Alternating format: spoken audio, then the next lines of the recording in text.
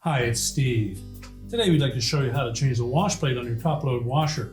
It's a really easy repair. Let me show you how we do it. Now to do this repair, we simply need to make sure that the washer is empty. And we're ready to open up the lid and we can start the repair. Now our next step will be to remove this fabric softener dispenser. Simply give it a twist and lift it away. Now with the fabric softener dispenser removed, we'll next have to remove that 7/16 bolt right at the very bottom of that agitator barrel. So using some extensions and a socket, you'll need to hold that agitator from turning.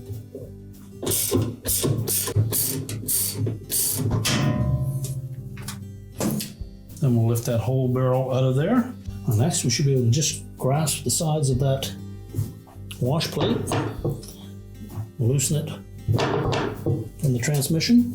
If need be, use two hands. Just slide it completely up. And we'll discard that. Check to make sure there are no foreign objects on the bottom of the tub and remove them if there are. And next we'll set that new wash plate on top of the gear case shaft. Just rotate it until the splines line up and it should drop right on.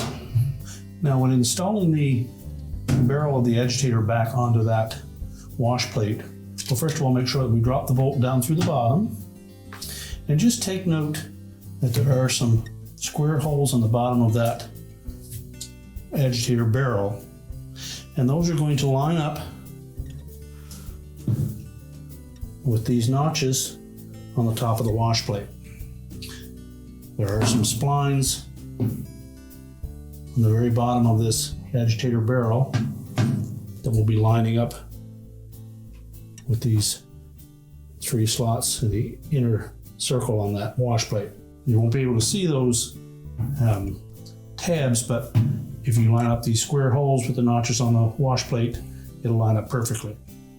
We also want to slide our ratchet extension inside the barrel first. Make sure that we keep that bolt in place.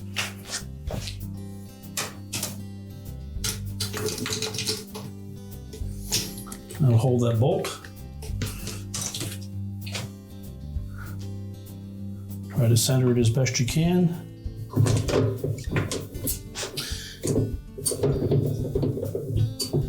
And then we're going to rotate that so we get that square hole to line up with the notch. And it should drop right down into place.